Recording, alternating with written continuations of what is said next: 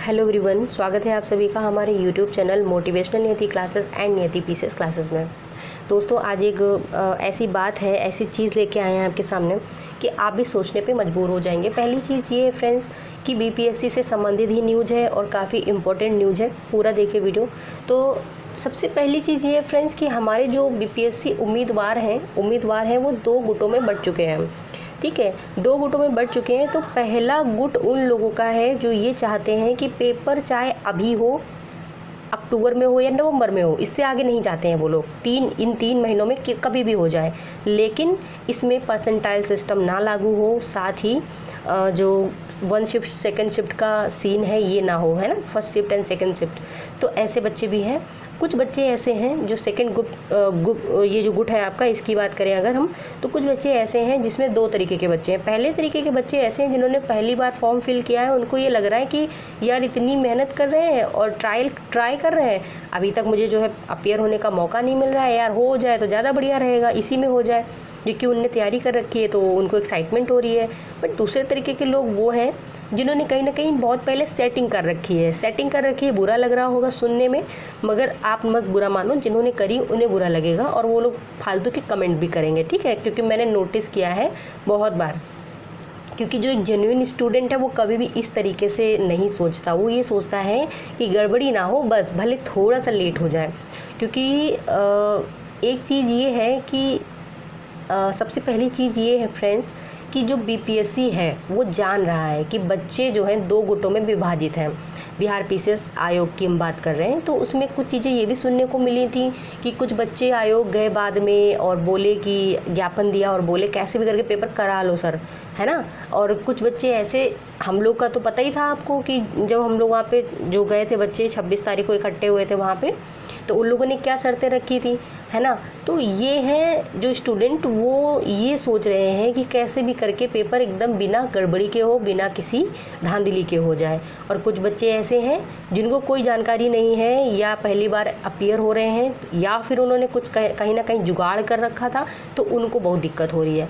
अब चलिए आगे बढ़ते हैं। तो ऑफिस में जो बीपीएससी के मेंबर या हम सदस्य अध्यक्ष बोल दें, तो कहीं ना कहीं बीपीएससी आयोग बच्चों के इसी जो उहापोह है कि बच्चे क्या चाह रहे हैं क्या नहीं चाह रहे हैं, इसका वो जो है दुरुपयोग कर रहा है। ठीक है, कैसे कर रहा है, देखिए जो भी अपडेट आ रहा है सारा अखबारों में आ रहा है, प्रेस कॉन्फ्रेंस हो रहे हैं, लेकिन अभी तक उन्होंने ऑफिशियल कुछ नहीं दिया है।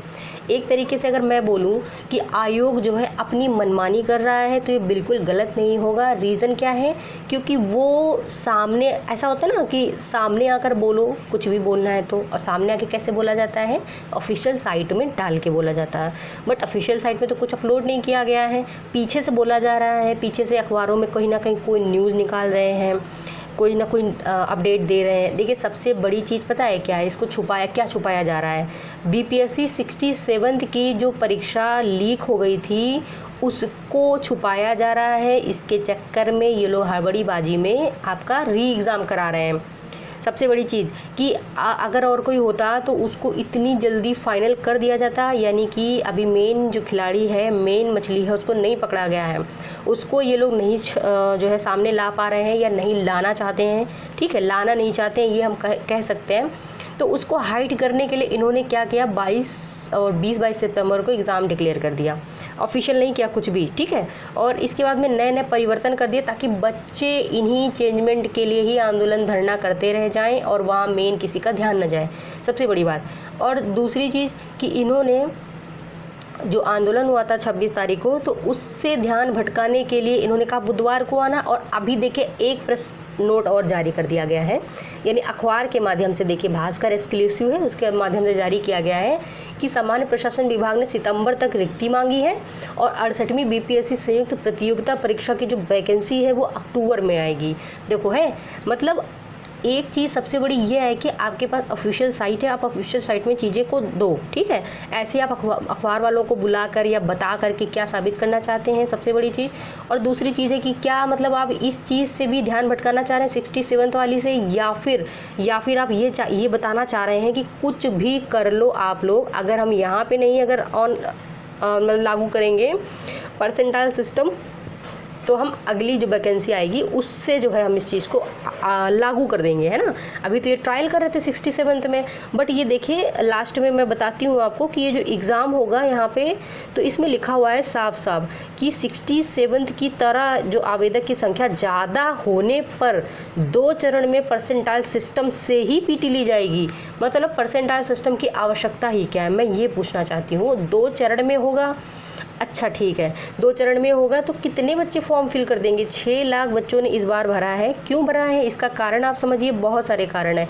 पहला कारण सबसे बड़ा तो यही है कि नौसिखिए थे बहुत सारे, और आपने जो डिक्लेयर, सरकार ने जो डिक्लेयर किया था कि 50,000 रुपये मिलेगा महिलाओं को, सभी कैटेगरी की महिलाओं को मिलेगा। इसकी वजह से ऐसी ऐसी लड़कियों ने फॉर्म फिल किया है जिनको आप समझ लो कि बिहार की जीके तक नहीं पता होगी, ठीक है।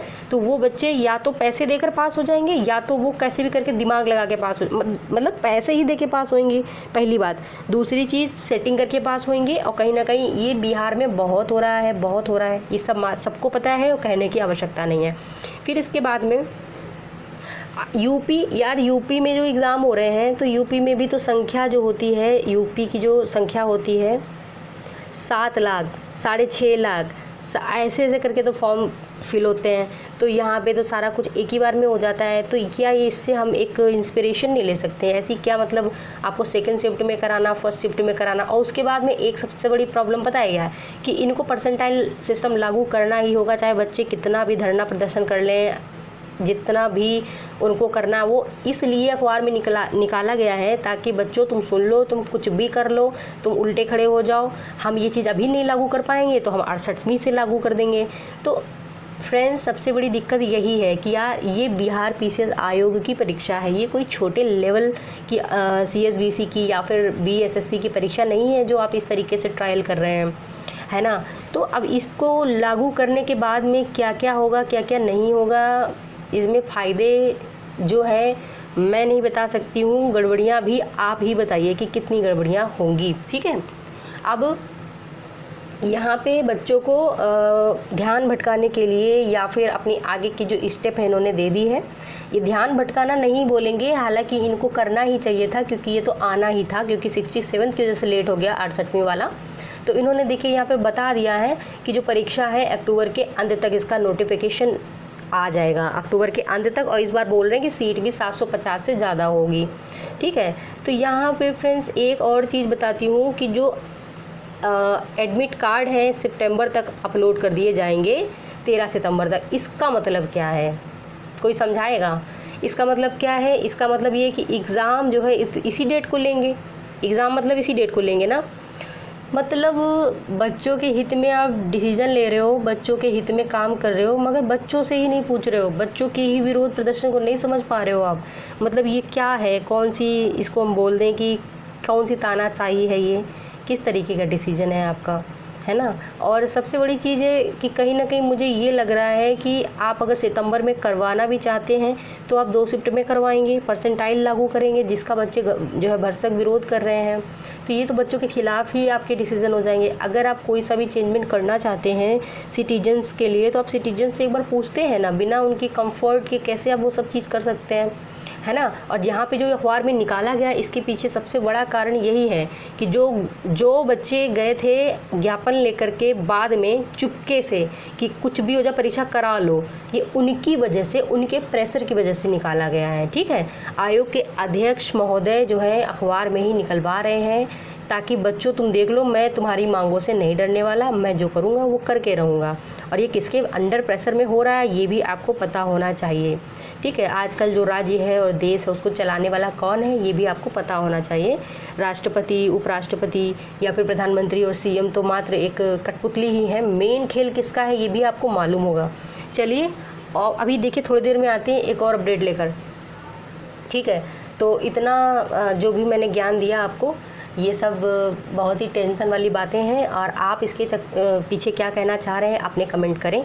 देखिए कमेंट वही लोग करना जिन्होंने, जो जेन्युइन स्टूडेंट हैं, जिनको सीरियसली फ़िक्र हो रही है कि ये सब चीज़ों से दिक्कतें और भी बढ़ जाएंगी और ये सब प्रॉब्लम आएगी, है ना। फालतू के लोग अगर कमेंट करेंगे तो उनको तुरंत ब्लॉक कर दिया जाएगा, ठीक है। आप फालतू के लोगों के लिए मेरे चैनल में जगह नहीं है, ठीक है।